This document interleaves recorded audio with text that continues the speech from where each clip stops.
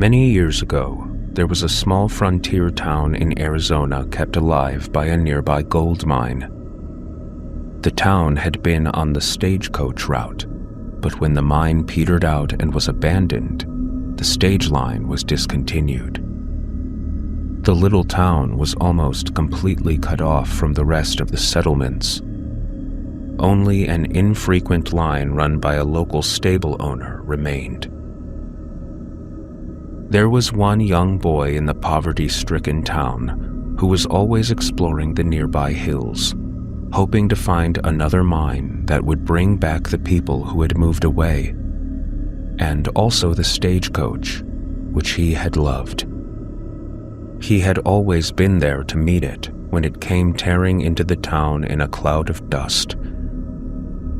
Other people in town looked upon the boy's prospecting with amusement, but they did not bother him. In fact, they rather hoped that he would find a mine and bring back prosperity. One day, the boy left for the hills as usual, with his dog and his lunch, but by nightfall he had not returned. Since he had always been back by dark before, his folks became concerned. True, he was self-reliant and used to the rough living of the times and area, but anything might have happened. Finally, just after midnight, he came home. The stagecoach, he said, had come back after all. And then he told his story. The boy had become separated from his dog in the hills, and after searching for a long time, he started home on foot.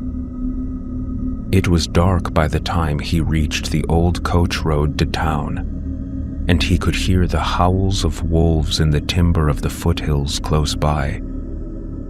He hurried, but the cries of the wolves behind him grew louder and louder. In panic, he climbed to the top of a high rock by the roadside to wait for the pack to close in. Just as the wolves approached, he heard the sound of a stagecoach coming along the road. A dark stage drawn by black horses pulled around the bend and came to a leather creaking stop beside the rock where he sat in terror. The driver motioned for him to climb in, and then the coach raced toward town with the wolves howling right behind. It was quite a story for a young boy to make up, but the strangest part came to light the next day. Just outside of town, a huge gray wolf was found, obviously run over by a heavy wagon or stagecoach. The tracks of the vehicle came right to the edge of town, and then they stopped. They did not turn around and go back. They just stopped, as though they vanished with the coach that made them. What had brought the boy back to safety was certainly something more substantial than mere imagination.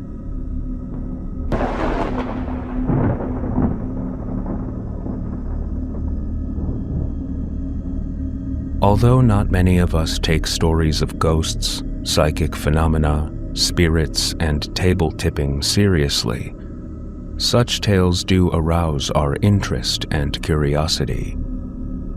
This story, one that perhaps explains a great air tragedy, has the power to shake even the firmest skepticism.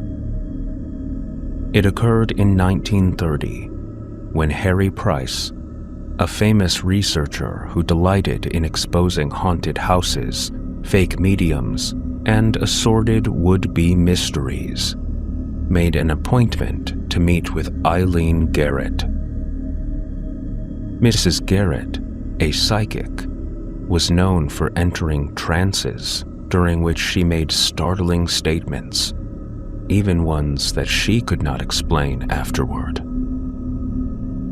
2 days before she and Mr. Price were scheduled to meet, the world was shocked by the tragic crash of British aircraft R-101. 45 members of the crew were killed. Among the dead was Lieutenant H.C. Irwin, commander of the craft. Mrs. Garrett knew nothing about aviation, aerodynamics, or flying. Her interest in the crash was no greater than that of any ordinary citizen. But when she entered a trance in Mr. Price's lab 2 days later, something extraordinary occurred. Her voice changed. In an excited and condemning tone, she spoke with the voice of a man who identified himself as Flight Lieutenant Irwin. Through her, he described the causes of the disaster.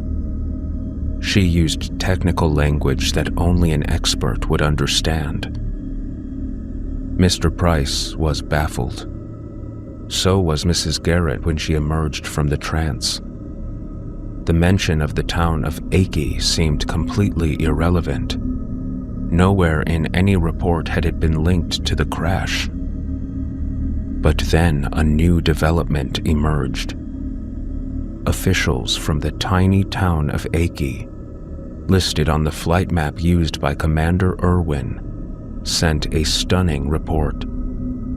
The craft had flown so low over the town that it nearly scraped the church tower. Furthermore, final investigations into the crash confirmed the truth of the statements made during the trance, including closely guarded military secrets that only a select few, including Lieutenant Irwin himself, would have known.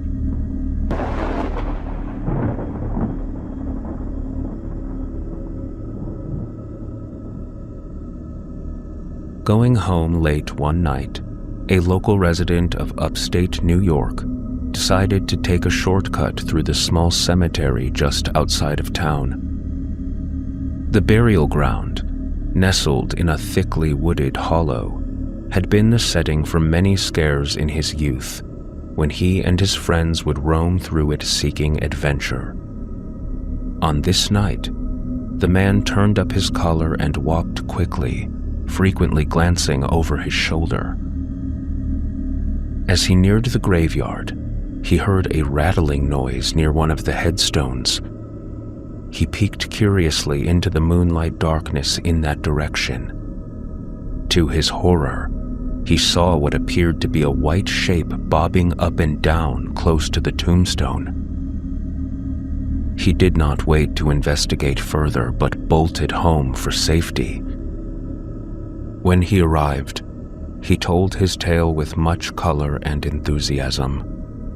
Unfortunately, he had told similar stories before, and this new thriller was met with more skepticism than wide-eyed wonder. But he insisted the story was true. A night or so later, another resident, this one believed to be considerably more reliable, also saw the strange, bobbing ghost by the headstone and heard the same dry rattling sound in the moonlight. Now, people began to pay serious attention to the eerie reports. After a third sighting of the mysterious ghost in the burial plot, some of the braver men in town decided to organize a ghost watch. They armed themselves with a shotgun and a lantern fitted with a protective shield and set up a vigil near the grave. The first few nights passed quietly, with nothing unusual to report. But then, late one evening, the ghost watchers heard a muffled moan, a sound that resembled the soft lowing of a cow. A moment later came the dry rattle, and in the dark bushes near the headstone, a white object began to bob up and down. The petrified ghost hunters uncovered their lantern and prepared to shoot if necessary. But they would have done better with a milk pail. The ghost turned out to be a white-faced black cow who had learned a new trick.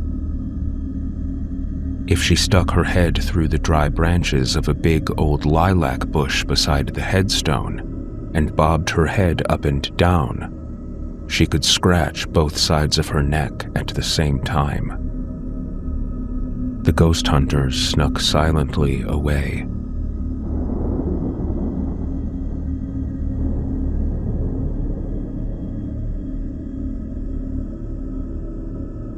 All of us have known dark days, but one of the most unusual dark days happened back in the spring of 1780, on May 19th to be exact. You can find references to it in many New England town histories, as well as old books on unusual physical phenomena. It has never been completely explained, although there was probably some sensible reason behind it. The facts alone, however, are intriguing. You can imagine the terror of the citizens. They had no radios or other means of contacting the outside world to find out just how far the darkness had spread. May 19th dawned as bright and clear as usual, except that there appeared to be a haze to the southwest. This haze grew darker, and soon the whole sky was covered with a thick cloud moving northeast rapidly. It reached the Canadian border by mid-morning. Meanwhile, the eastern part of New York, as well as Maine, New Hampshire, Rhode Island, Massachusetts, and Connecticut were becoming darker. By 1 o'clock, some sections were so dark that white paper held just a few inches from the eyes couldn't be seen. It was as dark as a starless night. Apprehension soon turned to panic. Schools were dismissed, and lanterns and candles were lit in homes and along the streets. Many gathered in churches to pray and await what they assumed was the Judgment Day. But in one city, at least, business went on as usual, thanks to one individual.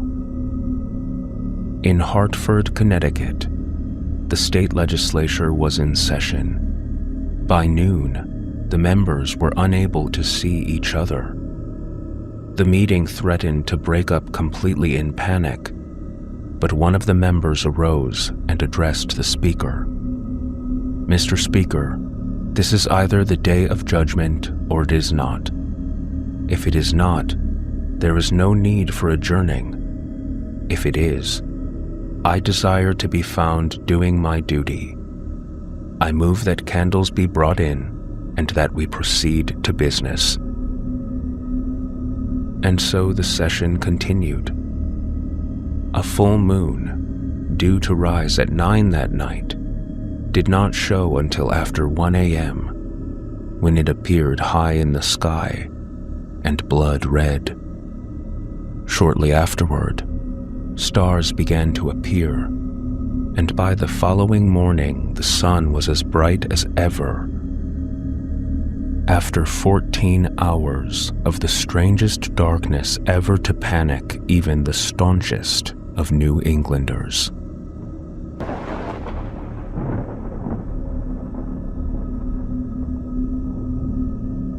We frequently read of youngsters wandering away from picnic parties and becoming lost in the woods.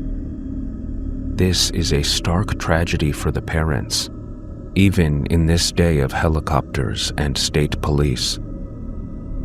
In pioneer days, a youngster lost in the woods was almost certainly doomed. Prowling hunters and wild animals were common, and there were no organized rescue facilities. It was nearly a miracle when a lost child was found alive. In June 1783, a couple living in Warren, New Hampshire, set out to walk the mile or so to a neighbor's house near the summit of a low mountain to the north. Their 4-year-old daughter, Sarah, begged to be taken along, but they decided to leave her at home with the older children. As they started off along the trail following Berry Brook, neither realized that Sarah had slipped away after them. The little girl soon lost the trail and wandered into the woods. After a while, tired and scratched by briars, she curled up by a big rock and fell asleep. Just as night was falling, the parents returned home. To their horror, they discovered that Sarah was gone. The other children, sure that she was with her parents, had not been alarmed. It was beginning to rain as the frantic father called his neighbors to aid in the search. They combed the woods until dawn, but found no trace of the small child. From Sunday until Wednesday, the search went on. Dozens of men looked night and day for any sign of Sarah. On Thursday, something strange occurred. At about noon, a man named Heath from about 20 miles away strode up to the cabin and said, "Give me some dinner and I will find the child." As he ate, he told of a vivid dream he had had 3 times the night before. In his dream, he found the lost child under a big pine tree southwest of Berry Brook, guarded by a huge bear. The neighbors looked at each other in astonishment, for it was true that some of the men had found the child's tracks along with those of a large bear. But they had never mentioned this to the distraught parents. The implication had been too horrible. Mr. Heath and another settler went off into the woods, heading straight for the spot in the dream. Hours later, the waiting group heard 3 gunshots. This was to be the signal if the child was found. The 2 men had indeed found Sarah asleep under a pine tree, but the dream prediction was incomplete, for there had been no sign of a bear guarding her. Later, when Sarah was warm and rested, she was asked about her adventure. Then she told how she had awakened from her nap the day she lost her way, to find a big black dog sniffing at her scratched legs. She shared how she had put her arms around its neck, and how each night the big black dog had come back to lay down beside her and keep her warm.